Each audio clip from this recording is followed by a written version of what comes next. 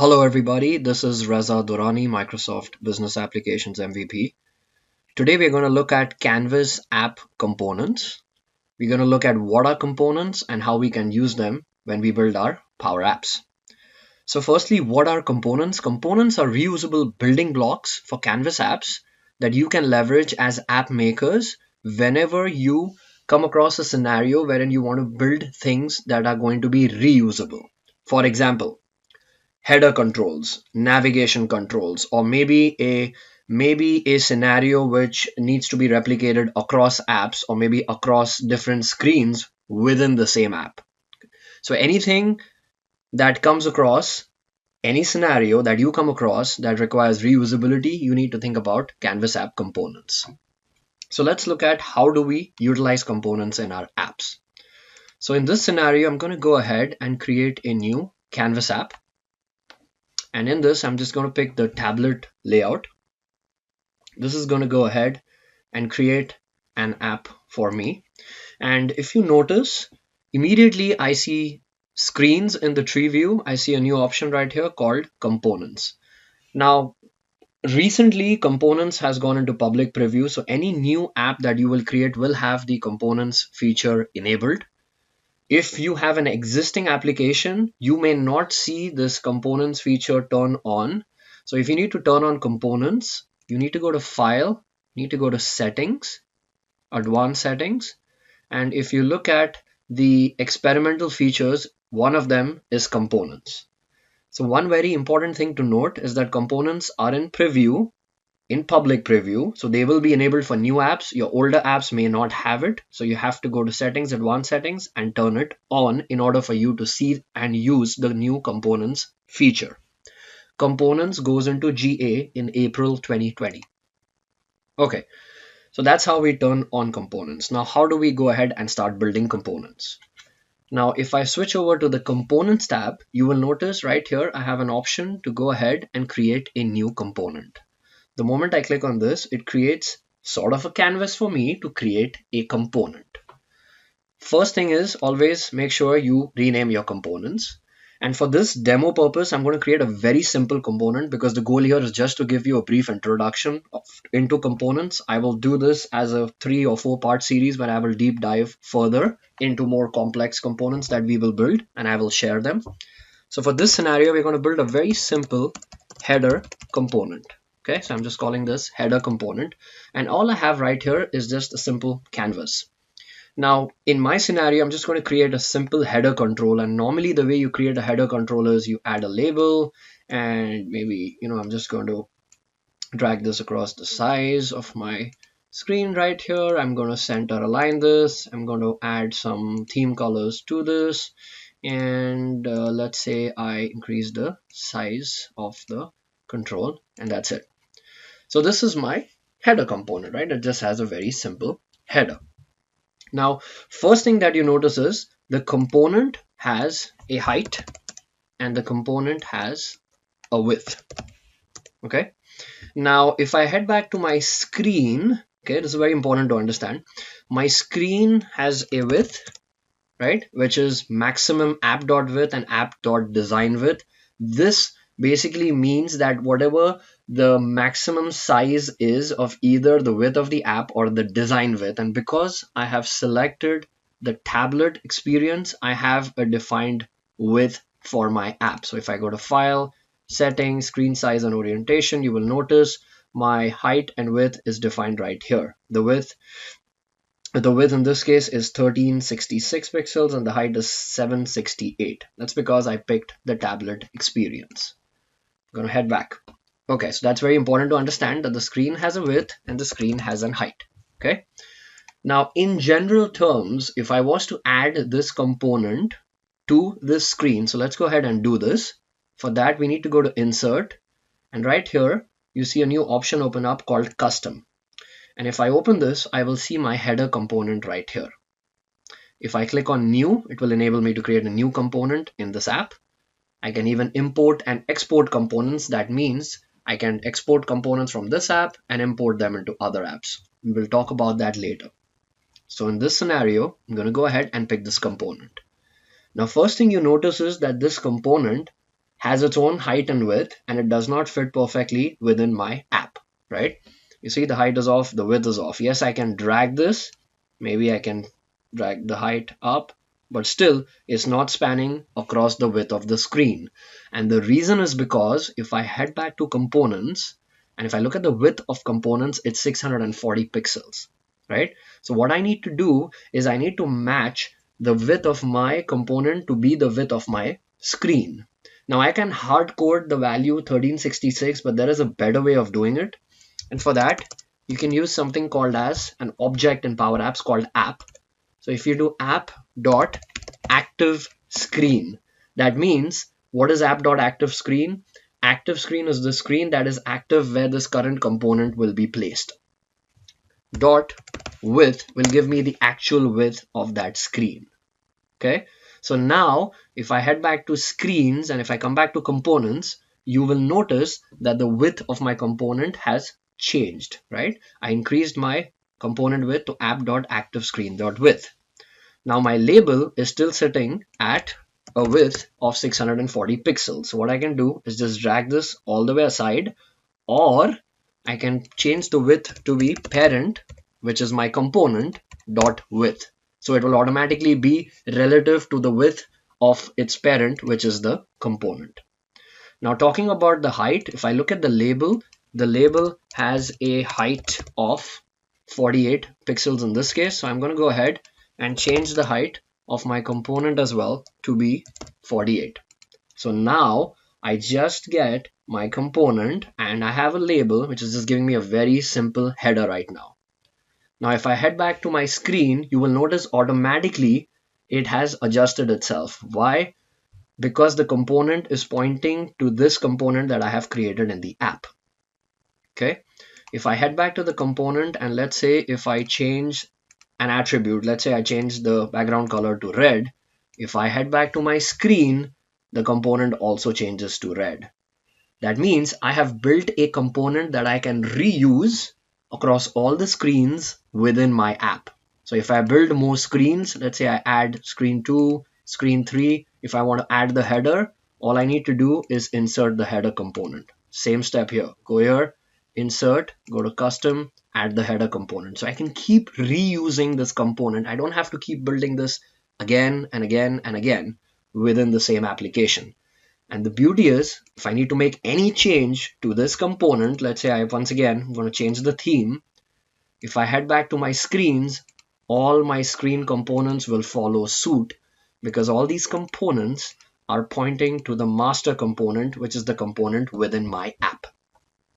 Okay, so that's the base premises for components. I've built a very, very simple component here, nothing special right now. Now, of course, the component title or the header title here is text, right? You don't want it to be hard coded to text. So what happens with components is you have something called as custom properties. So if you select the component on the right hand side under properties, you will see an option to create properties.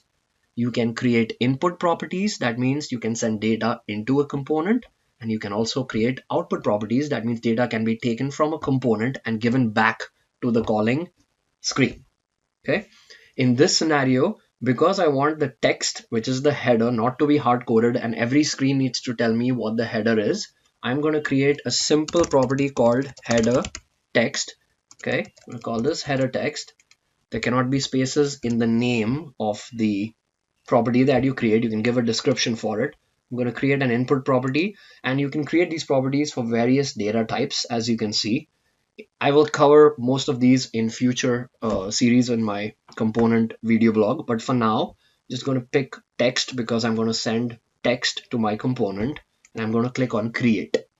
Now, the moment I do this, notice there is a property on the right hand side called header text.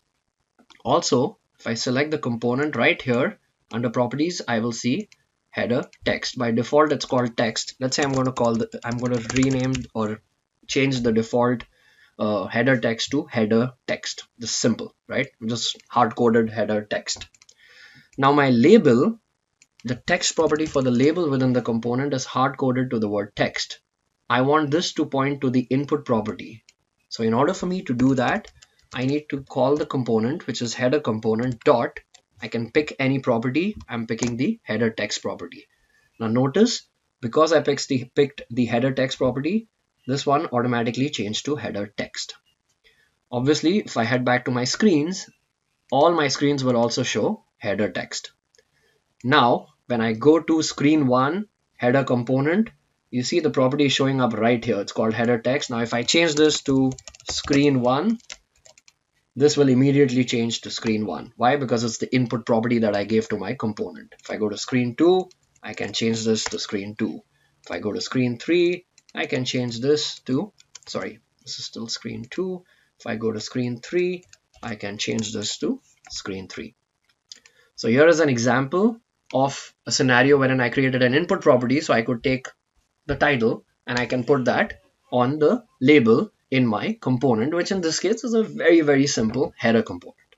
Okay. So that's the first part about components. So in order for you to create components, you need to enable that feature. And then it's very easy. Just go to the components tab and start creating your components. Now, this is a very, very simple example. Now, for the purpose of this demo, I have already gone ahead and created another app. I'm just going to drop this right here. And this is another app that I created. And in this app, I have multiple components that I have created. Okay. I have a gauge component. I have a header component, which has a little bit more things to it. I have a left navigation component, a Bing Maps component, and I have a Bing Map pushpin component. Okay. Classic scenarios for creating components, right? I'm creating apps. I want to use Bing Maps with pushpins. Let's reuse things, right? Build a component, reuse them. Pointer on a Bing Map, reuse them. Left navigation, you want to have navigation that's consistent across all your apps. Create a component for that purpose. Header, create a consistent looking header for all your apps. Maybe a gauge control, maybe more. Okay. Heading over to screens. Once again, if I need to add things or if I need to plug things into my screens, it's very easy. So in this scenario, I have my home screen. If I need to add my components, go to insert and then go ahead and insert my header component. That's it. Here's the text. I need to change this to home. So this is my home screen. As easy as that. Next component I need to add is my left navigation. So I already have a component for that. I'm just going to pick the component. And this component is a little bit more complex. It expects a table. I will cover these later on, so don't worry about this for now. And I have a collection that I pre-created. So there you go. This is giving me the navigation of my app. I'm on the home screen. It's highlighting home, right? Very, very clean, very, very quick, right? Let's add another component here. Let's say I want to point a location on a Bing Map component that I created. So I'm just going to add this, and this has an address field that I can change. So I'm going to put the address as 17370 Richmond Avenue, Houston, and there you go. It's just plugged it right on the map. Why? Because I created a component that does this, right? So as easy as that, right? I can just reuse controls. I'm going to delete this one. I'm just going to use the header and the left nav for now. I'm just going to copy this, and you can paste components just like you paste controls. I'm just going to do the same thing across all my screens. So if I head back to task screen, I want to change my header to task. So we know that we are actually switching screens. On my add info screen, I'm going to call this add info. On my map screen, I am going to call my header map, just as an example. Okay. Now, if I head back to my home screen, check this out. If I want to do my navigation, here's my component right here. If I click on this, this will take me to the task screen. You see, change to task. If I click to add, it will take me to the add info screen. If I click on the information icon, it takes me to the map screen. So basically a navigation component that was pre-created for me to navigate between screens. Reusability, right? In a regular scenario without components, if I had to build something like this, I would have to build a separate header, a separate navigation for each and every screen, and I had to copy paste that across all screens, right? The problem there is, if I want to make a change, I would have to make that change in each and every screen within my app. But in components, all I have to do, so for example, let's say I want to change the color, right? I need to change the color to orange. I just make the change here. That's it. And if I head back to my screen, in fact, I head back to all the screens across my apps, you see that color has changed. Why? Because they are all pointing to the master, which is the component. Okay. Now, the other beauty about components is, yes, these components currently, as you can see, are local to the app, right? This app has components, all the screens can point to these components. But what I can do is I can export these components and then I can go into my other app. So let's say I'm going to click export, I'm going to download. So this is going to create app1.ms app. So it's downloaded all the components. And now if I head to the other app that I created, let's say I'm going to delete this header that I just created for demo purpose. I'm going to go to components, and this time I'm going to import components from a file. And here's the file in question. And there you go. That's all I got to do. Export it and import it. Now, when I did this, all those components that I created in the other app are also available out here. But the key difference is the screens in these components, when I start adding those components right here, so let's say I add a header, right? The header has an orange background. Why? Because the component has the header as an orange background. The key difference here is these are two separate apps, okay? The components are also separate, okay? They are master components but local to the app. So what does that mean? If I go back to my first app and if I change the theme to blue in the component, and if I head over to the other app, you will notice that this has not changed to blue. The reason is because when I imported those components, I imported them as a copy into these app that I can modify. Okay, so technically these are not global components, these are local components within the app. If you need to have global components, then there is a new concept called component libraries, which are a special kind of libraries that you can create. And here is an example of a component library that I created. So I'm going to show you what this looks like. Okay, so this is a component library. I am editing my component library. It's very easy. Just go to the component library tab and you can click on the new button. It will create a new component library for you. And a component library just acts like a regular app. The only difference is, okay, the components that you build in this component library will be global components. That means all other apps in your environment will be pointing to these components. So they are truly global. Whereas if you import and export in the way I did it before, those would be local components to your app. Okay. So here is an example of a few global components in question. Okay, I have a header, left nav, I have like 4 components here. Now, if I head back to my regular apps here, right, I have 2 apps here in question. Now, if I head out to the first app and if I go to screens, right, we had these 4 screens. Let me delete this component. So I have just 3 empty screens here. And I have another app. And in this app also we have screens wherein I added all these controls. So let me just go ahead and quickly clean up all these controls. I want to show you what library components are, or component libraries are. Now, if you need to add components from a component library, which are your global components, in that scenario, what you need to do is you need to go to this plus icon right here. There's an option called Get More Components. Now, these components are your global components. These are components that you've built in your component library and not a regular app. Okay. So in this scenario, in my global component library, I have 2 components called header and left navigation. So I'm going to pick them and I'm going to import them. Now, the moment I do this, if I head back to the tree view and if I head back to components, you will notice I don't have those 2 components that I just added here. I still have those 5 components that I imported earlier, but I don't have those global components. Why? Because they are just pointing to these global components that are available in the components library. Now, if I need to add those global components to my screens, I have to go to the plus icon. And right here, you'll see an option open up called library components. Now, if I add these, you see these are those global components that I created, right? If I go to this other app that I have, if I need to do it again, same scenario, get components, get the header, get the left nav, import them, and then head back to a screen, go to the plus icon, go to library components and add both your controls right here. Now the beauty of these components, I'm going to go ahead and first save this app. So let's go to save, and this is my first app. So I'm going to save this, and let's say I publish this app, and here's the other app that I created. I'm going to call this app 1, and I'm going to go ahead and save this app as well. So I have two apps called app and app 1. Both of them are using the global components that's coming from this component library.